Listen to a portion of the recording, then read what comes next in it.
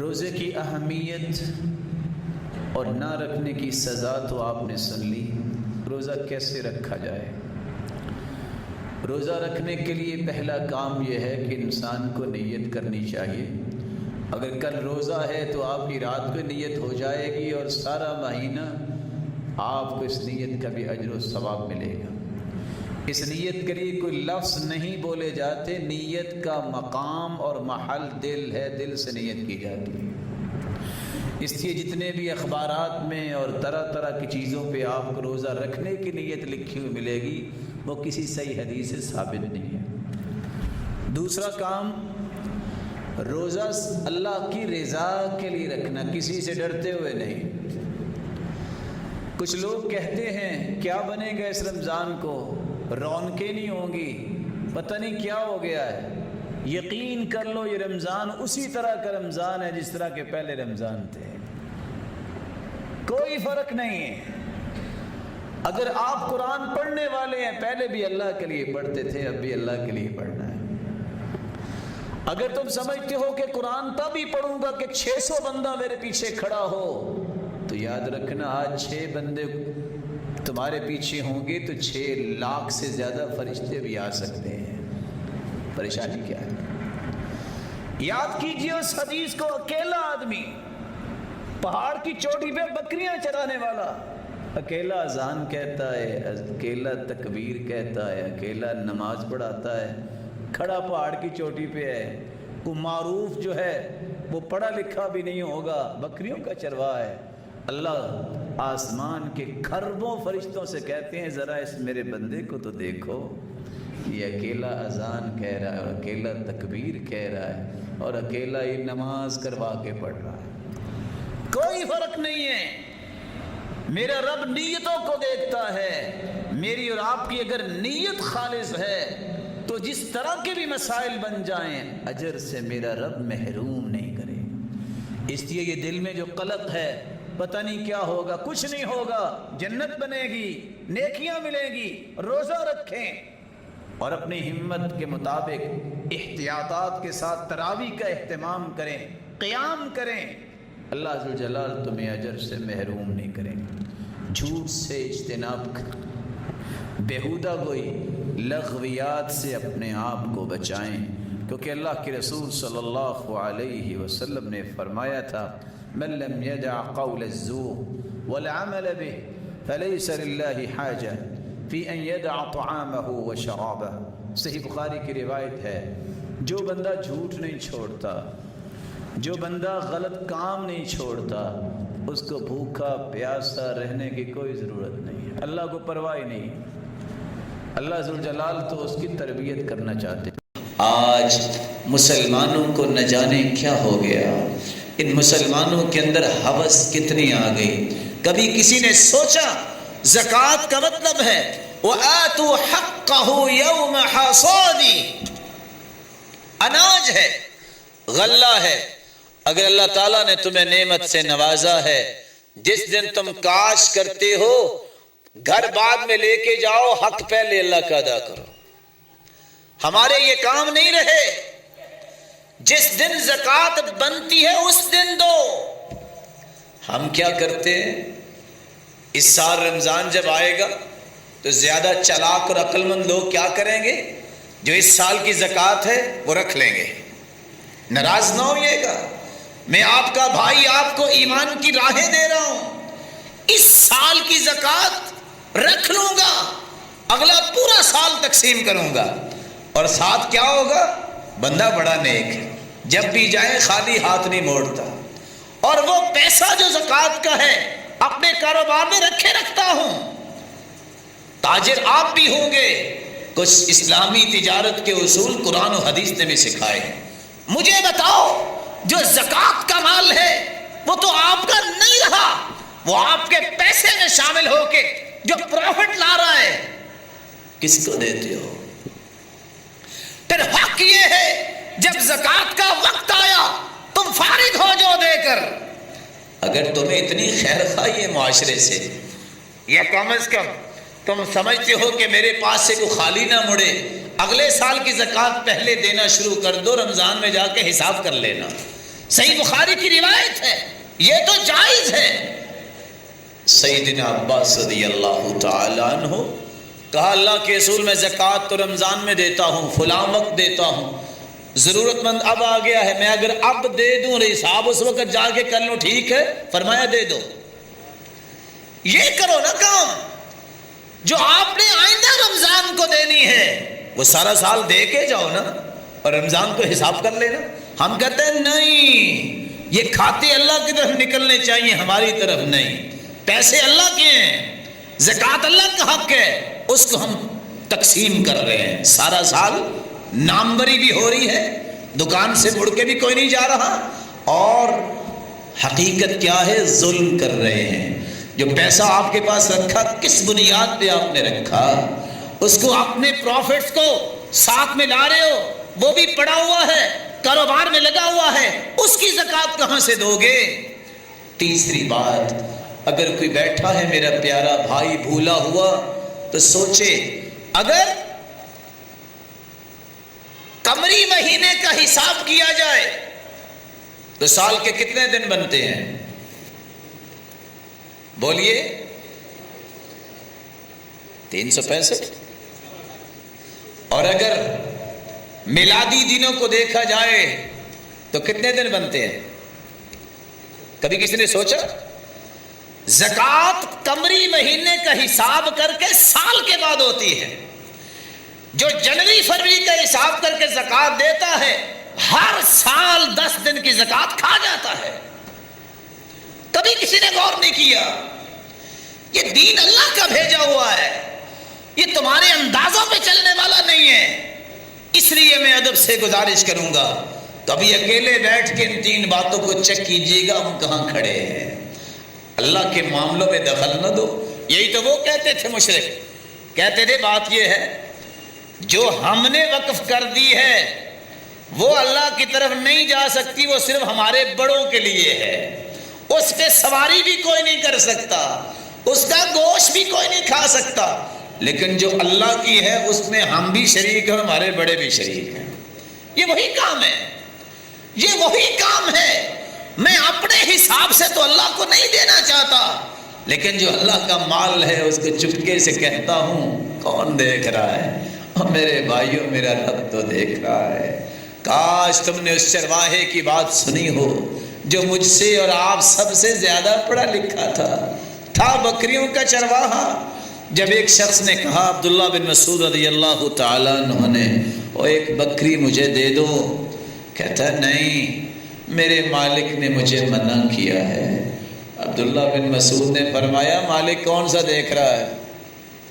تم اس کی قیمت لے لو، مالک کو کہہ دینا کہ بھیڑیا کھا گیا۔ کہا مالک کو تو کہہ دوں گا، وہ تو نہیں دیکھ رہا، لیکن میرے مالک کا مالک تو دیکھ رہا، میں اس کو جواب کیا دوں گا۔ یہ ہے علم، یہ ہے دانش، یہ ہے عقل مندی، جس کو آج امت بھول گئی۔ آج تو کاغذی ڈگریوں کو ہم نے علم سمجھ لیا۔ اللہ رب العزت کے پیارے پیغمبر نے 7واں اور 8واں اصول بیان کیا، اگر تم چاہتے ہو برکت تو صدقہ اور زکوٰۃ دو۔ 9واں اصول، شاید کہ اس بات کو آج امت بھول گئی، معاملات کرتے وقت، تجارت کرتے وقت 2 کام کیا کرو برکت چاہتے ہو، جھوٹ نہ بولا کرو، تمہارے سودے میں نقص ہے بیان کرو۔ البیعان بالخیار ما لم يتفرقا فإن صدقا وبینا بورک لہما فی بیعہما۔ جب 2 شخص آپس میں ڈیل کرنے کے لیے بیٹھے ہیں، سچ بتاؤ، یہ میری گاڑی ہے، ویسے تو یہ رجسٹرڈ ہے 2007 کی، لیکن آپ کو بتاؤں یہ 4 مرتبہ لگی ہوئی ہے، اور اگر آپ کو پتا ہے کہ 4 مرتبہ لگی ہے اور آپ کہو اس کو آج تک کسی نے انگلی نہیں لگائی، جھوٹ ہے۔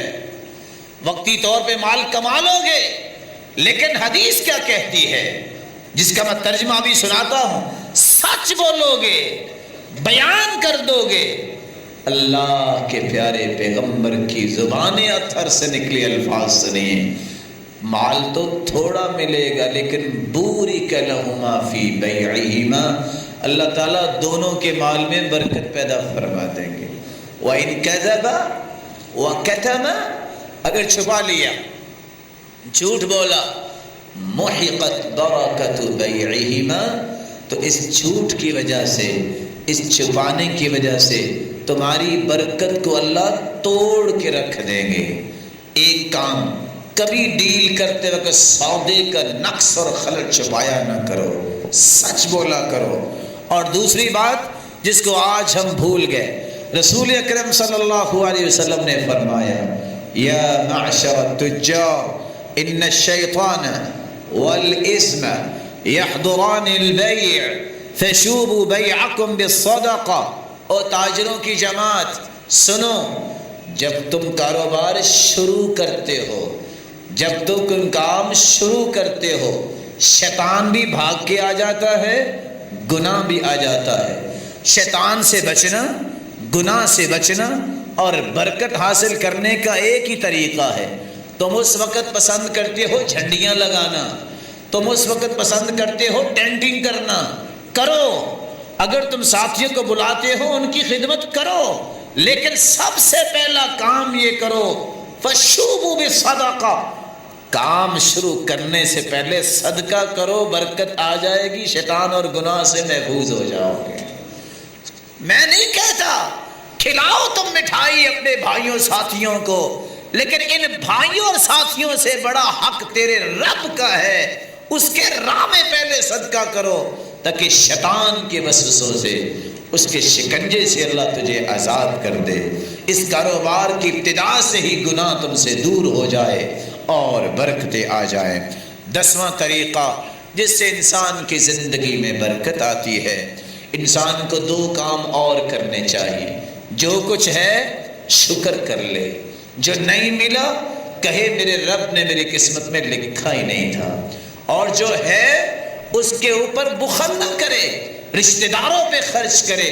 رسول اللہ صلی اللہ علیہ وسلم پر قرآن نازل ہوا، لَإِن شَكَرْتُمْ لَأَزِيدَنَّكُمْ، اگر تم شکر کرو گے تو اللہ تمہیں اور عطا کریں گے، وَلَئِن كَفَرْتُمْ، اگر تم نے ناشکری کی، إِنَّ عَذَابِي لَشَدِيدٌ، تو میں پہلے بھی چھین لوں گا۔ جب مال آ جائے تو پھر انسان کو کبھی بھی اپنے رشتہ داروں کو بھلانا نہیں چاہیے۔ یہ اللہ کے دن ہے، اللہ یہ بھی کر سکتے ہیں، آج تمہیں خاندان کا بڑا بنایا، کل ایک وقت یہ بھی آ سکتا ہے خاندان والوں کے پاس مال ہو، تم 1-1 روپے کو ترستے نظر آؤ۔ اس لیے اللہ کے دیے ہوئے مال کے آنے کے بعد کبھی آنکھیں نہ پھیر لینا، کبھی اپنے آپ کو یہ نہ سمجھنا کہ میں بہت بڑا بن گیا ہوں۔ سعد نے بھی یہی کہا تھا، بڑا مال اللہ نے دیا ہے، اللہ کے رسول نے بلایا ادھر آؤ، انما تنصرون وترزقون بضعفائکم۔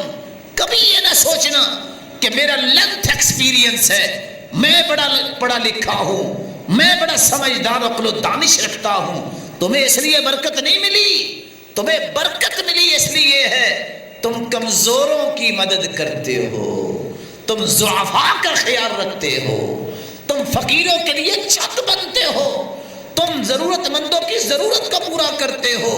آج کوئی ضرورت مند آ جائے ہمارے ماتھے پہ سلٹیں آ جاتی ہیں، آج کوئی ضرورت مند آ جائے تو چودھری صاحب کہتے ہیں یہ تو ختم ہی نہیں ہوتے، آج کوئی مانگنے والا آ جائے تو ہم کہتے ہیں یہ چہرہ یہاں سے گم کر لے۔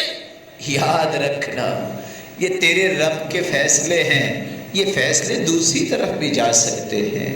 اللہ کے رسول صلی اللہ علیہ وسلم نے فرمایا تھا کہ یہ انسان کے ہاتھ میں جو اللہ نعمت رکھتا ہے، اگر وہ پھر تقسیم نہیں کرتا، اللہ پھر وہ ہاتھ بدل دیتے ہیں، اللہ یہ ہاتھ بدل دیتے ہیں۔ اس لیے سلف جب ان کے پاس کوئی ضرورت مند آتا تو وہ رونے لگ جاتے، پوچھنے والا پوچھتا کیا ہو گیا، کہا رو اس لیے رہا ہوں کہ اللہ نے مجھے پسند کر لیا، تبھی تو میرے ہاتھ پہ لوگوں کی ضرورتیں رکھ دی ہیں، وگرنہ کس کے ہاتھ پہ اللہ ضرورتیں رکھتے ہیں؟ جس کے ہاتھ پہ لوگوں کی ضرورتیں پوری ہوتی ہیں، یہ تو اللہ کا پسندیدہ ہے۔ اس لیے اپنے ماتھے پہ سلوٹیں نہ لائیے۔ رسول اکرم صلی اللہ علیہ وسلم کا فرمان سنیے، من احب ان يبسط له في رزقه وان ينسأ له في اثره فليصل رحمه. جو چاہتا ہے میری زندگی میں برکت آ جائے، میری زندگی لمبی ہو جائے، میرا مال اس میں فراوانی آ جائے، میرا مال اور زیادہ ہو جائے، اس کو چاہیے کہ رشتہ داروں سے اچھا سلوک کرے، ان کے اوپر خرچ کرے. صحابی آئے اللہ کے رسول کے پاس، یا رسول اللہ صلی اللہ علیہ وسلم ان لی قرابہ، میرے رشتہ دار ہیں، اصلهم ويقطعوني، میں تو ان سے صلہ رحمی کرتا ہوں، وہ کاٹ کاٹ کے مجھے پھینکتے ہیں. واحسن الیہم ویسیئون الی، میں تو احسان کرتا ہوں، وہ میرے ساتھ ہر وقت برائی کرتے ہیں. واحلم عنہم ویجہلون علی، میں تو حلم و بردباری سے رہتا ہوں، وہ میرے ساتھ جہالت برتتے ہیں. جب تینوں باتیں سن لی آپ نے فرمایا لئن كنت كما قلت وكأنما تسفهم المل ولا يزال معك من الله ظهير على ما دمت على ذلك. میرے صحابی اگر ایسی بات ہے جیسے تم کر رہے ہو، جیسے تم بتا رہے ہو، تو پھر خوش ہو جاؤ. تم نے تو 3 کام کر لیے. کون کون سے کام؟ ایک تو ان کے اور شیطان کے منہ میں مٹی ڈال دی. دوسرا، جب تک یہ کرتے رہو گے ایک تو اللہ کی مدد تمہارے شامل حال رہے گی، دوسرا کام ایک فرشتہ صرف تیری نصرت کے لیے اللہ آسمانوں سے نازل کرتے رہیں گے. رسول اکرم صلی اللہ علیہ وسلم نے یہ 10 اصول بیان کیے. اللہ مجھے اور آپ کو عمل کی توفیق عطا فرمائے. وآخر دعوانا الحمدللہ رب العالمین.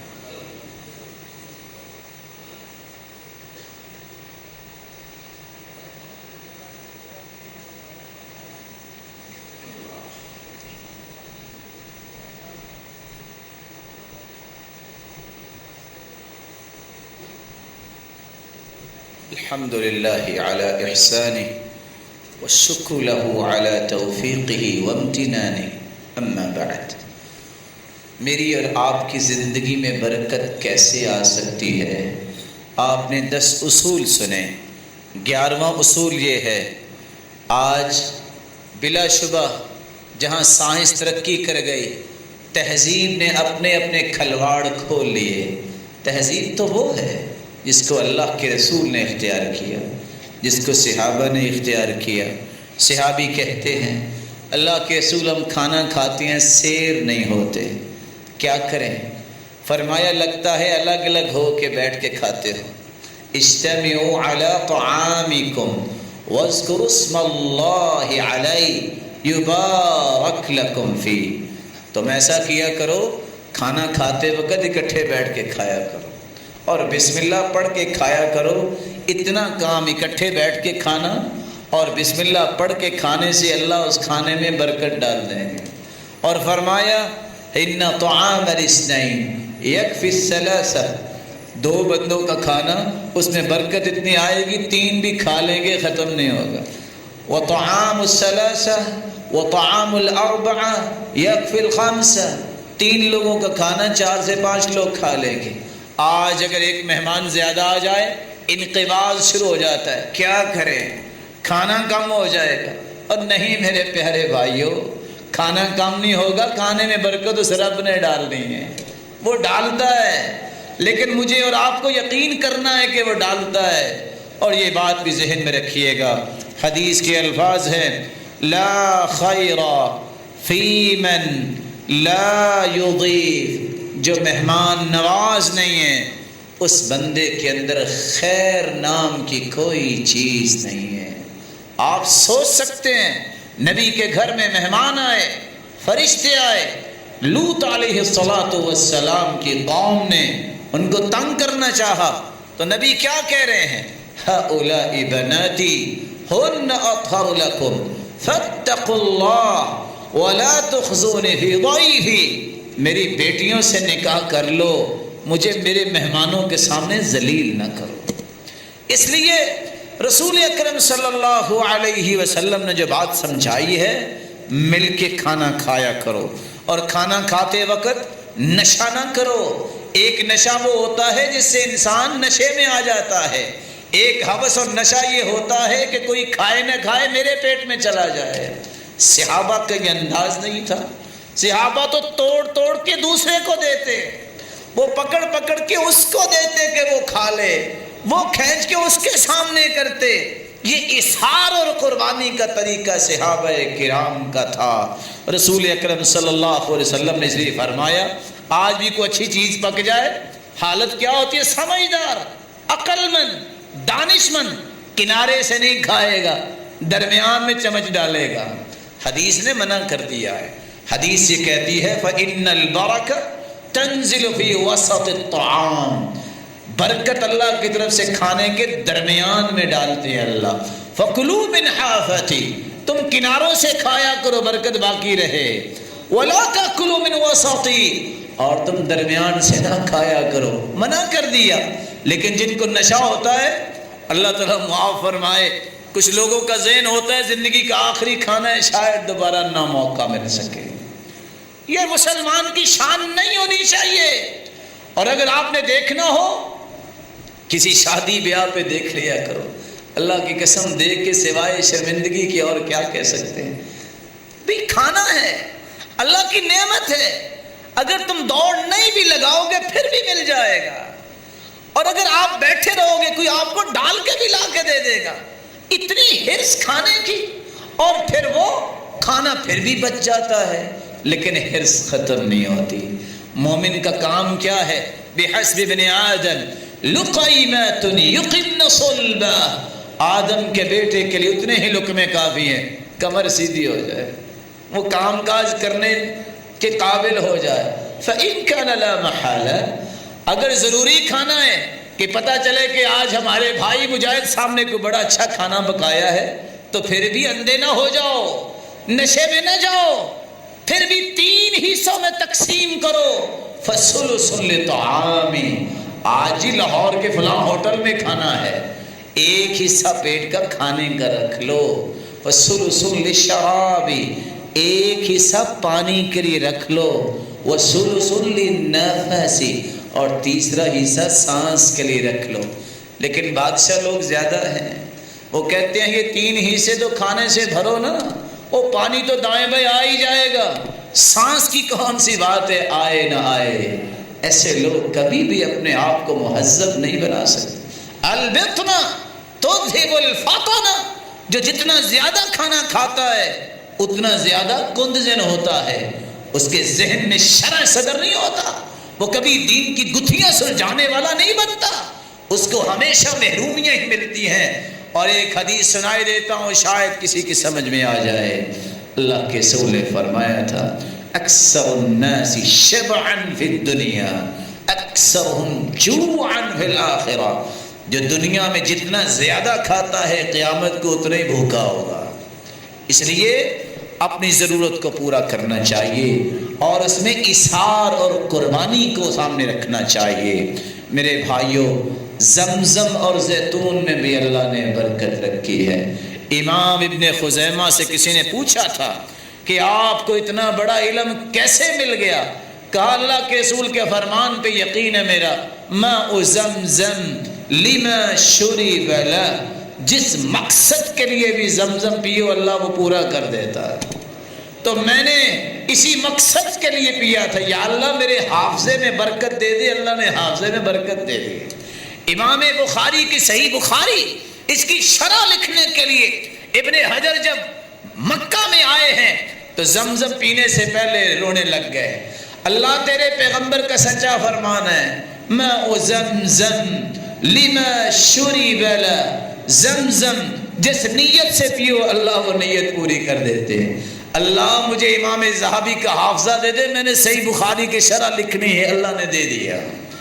زمزم کا استعمال، زیتون کا استعمال کھانے میں بھی کرو، تم اپنے جسم پہ بھی اس کو لگاؤ۔ یہ اللہ کی طرف سے شجرۃ مبارکہ زیتون لا شرقیہ ولا غربیہ، قرآن نے بھی اس بات کی گواہی دی ہے۔ میرے معزز اور میرے پیارے بھائیوں، رسول اللہ صلی اللہ علیہ وسلم کا آخری فرمان سنیے تاکہ میں بات کو مکمل کر لوں اور وہ فرمان کیا ہے؟ مصیبتیں، پریشانیاں یہ زندگی کا حصہ ہے، اس سے کوئی بچ کے نہیں گیا، نہ بچ کے کوئی جائے گا۔ اور اس کی وجہ سمجھیے، اگر دنیا میں کوئی کمی، اگر دنیا میں کوئی غم فکر نہ ہوتا تو کوئی جنت کی خواہش ہی نہ کرتا۔ جنت اور دنیا میں یہی فرق ہے، وہاں کوئی خوف نہیں ہوگا، لا خوف علیہم ولا هم یحزنون، نہ وہاں کوئی غم ہوگا، نہ وہاں کوئی بیماری ہوگی، نہ انسان وہاں بوڑھا ہوگا، کوئی پریشانی نہیں۔ اس لیے اللہ کے رسول کا فرمان ہے، جس بندے کو اللہ تعالیٰ آزمائے کسی بھی حالت میں ہو، فمن رضی بما قسم اللہ عز وجل بارک اللہ لہ فیہ ووسع، اگر انسان اللہ نے جو کچھ دیا اس پہ راضی ہو جائے، اللہ کے دو وعدے ہیں، میں اس میں ہی برکت ڈال دوں گا اور اس میں ایسی وسعت کروں گا جو تمہاری سوچ سے بھی باہر ہوگی۔ فَإِن لَّمْ يَرْضَ لَمْ يُبَارِكِ اللَّهُ لَهُ فِيهِ، اور اگر تم راضی نہیں ہوگے تو یاد رکھنا اللہ تمہارے مال میں برکت نہیں ڈالیں گے۔ اللہ رب العزت کے پیارے پیغمبر کی بات کو سمجھیے، اگر برکتیں چاہتے ہو اس کا یہ بھی طریقہ ہے جس کو آج امت نے چھوڑ دیا، اتحاد، اتفاق، اس کو مت چھوڑیے۔ یہ لسانی تعصب، یہ قومی تعصب، یہ خاندانی تعصب، یہ مسلکی اور جماعتی تعصب اور نہ جانے کون کون سے تعصب، اس کو چھوڑ دیجئے۔ احترام، اخلاق، نرمی، محبت، الفت، مودت، اجتماعیت کو فروغ دیجئے۔ اب کچھ نہیں بگڑے گا، تمہیں کوئی گالی دے دیتا ہے، تمہارا بازو ٹوٹ کے نہیں گر گیا، کچھ نہیں بگڑا۔ کسی نے اگر گالی دے دی ہے، تمہارا کان ٹوٹ کے نہیں گر گیا، گنتی کے چند لمحات صبر کی بات ہے۔ دیکھیے اللہ کے رسول کے سامنے سیدنا ابو بکر کو گالی دینے والا دے رہا تھا، وہ خاموشی سے کھڑے رہے، اللہ کے رسول بھی کھڑے رہے، ایک ہی جواب دیا، اللہ کے رسول چل دیے۔ اللہ کے رسول یہ کیا؟ میں نے تو ایک جواب دیا۔ کہا نہیں ابو بکر تم خاموش تھے، میں بھی خاموش تھا، اس کو جواب اللہ کے فرشتے دے رہے تھے۔ جب تو نے کہا کہ میں بھی جواب دے سکتا ہوں، فرشتے بھی چلے گئے، تو میں نے کہا میں بھی چلا جاتا ہوں، میری بھی ضرورت نہیں۔ اور اتنا انسان خوش قسمت ہے، جب اس کے بارے میں کوئی بات کرتا ہے فرشتے اس کا منہ توڑتے ہیں، فرشتے اس کا جواب دیتے ہیں۔ اس لیے کن کالشجرہ یرمی الیہا الاحجار وترمی الیہم الاسمار، درخت بنو، درختوں پہ جتنا پھل زیادہ لگتا ہے اس کی ٹہنیاں اتنی زیادہ جھک جاتی ہے، اور جس درخت پہ پھل نہیں لگتا، پاپولر جیسا، اس پہ پھل بھی نہیں لگتا، اونچا تو بہت ہوتا ہے۔ تو جو بندے پاپولر بننا چاہیں پھل ان پہ بھی نہیں لگتا، جو پاپولیرٹی چاہتے ہیں، پاپولر بننا چاہتے ہیں، پھل ان پہ بھی نہیں لگتا، لوگوں کے دلوں میں اس کی محبت بھی نہیں آتی۔ وہ درخت بنو جو پھل سے بھرا ہوا ہو، اس کی ٹہنیاں جھک جاتی ہیں، اس کے اندر تواضع آ جاتی ہے، اس کے اندر نرمی آ جاتی ہے، لوگ بڑی آسانی سے پھل توڑ لیتے ہیں، قصبے فیض کرتے ہیں، اس کا احترام کرتے ہیں۔ اور نادان ہوتے ہیں بچے، بس اوقات 30 سالہ بھی بچے ہو جاتے ہیں۔ آپ کو پتہ ہے بیر کے درخت کے پاس جائے، بچے تو بچے پتھر ماریں گے، بیر آگے سے بیر پھینکتا ہے، وہ پتھر نہیں مارتا، اور بس اوقات پتھر نہ ملے جوتی اتار کے مارتے ہیں۔ کبھی بیر کو بھی دیکھا کرو، وہ کہتے ہیں تم تو ہمارے پاس آئے نہیں ہو، چلو آپ کی جوتی کے ساتھ ہی معانقہ کر لیتی ہے، وہ 2-4 منٹ جوتی اپنے پاس رکھ لیتا ہے، پھر آخر دے دیتا ہے اور ساتھ پھل پھینکتا ہے۔ یہ باتیں سمجھنے والی ہیں میرے پیارے بھائیوں۔ الجماعت رحمہ والفرقۃ عذاب، رحمتیں چاہتے ہو جماعت کے ساتھ جڑے رہو۔ جماعت کسے کہتے ہیں؟ الجماعہ ما وافق الحق، جماعت سے مراد جو حق کے ساتھ ہو۔ حق کیا ہے؟ یا اللہ کا قرآن حق ہے، یا اللہ کے رسول کا فرمان حق ہے، صرف 2 چیزیں۔ وَإِن كُنْتَ وَحْدَكَ، ساری دنیا ایک طرف ہو، تم اکیلے قرآن و حدیث کی بات کرتے ہو، تم اکیلے جماعت ہو۔ عبداللہ بن مسعود نے یہی کچھ بیان کیا ہے۔ اس لیے فَإِنَّ الْبَرَكَةَ فِي جَمَاعَةٍ، برکت جماعت میں ہے، فرقت اختلاف میں عذاب ہے، آزمائشیں ہیں۔ اللہ مسلمانوں کو جماعت بننے کی توفیق عطا فرمائے۔ جماعت اس کو کہتے ہیں میرے بھائیوں۔ اللہ کے رسول نے فرمایا تھا، حدیث سن لیجئے، فرمایا 71 فرقے بنے تھے یہودیوں کے، 70 جہنم میں جائیں گے، 1 جنت میں جائے گا۔ کیوں؟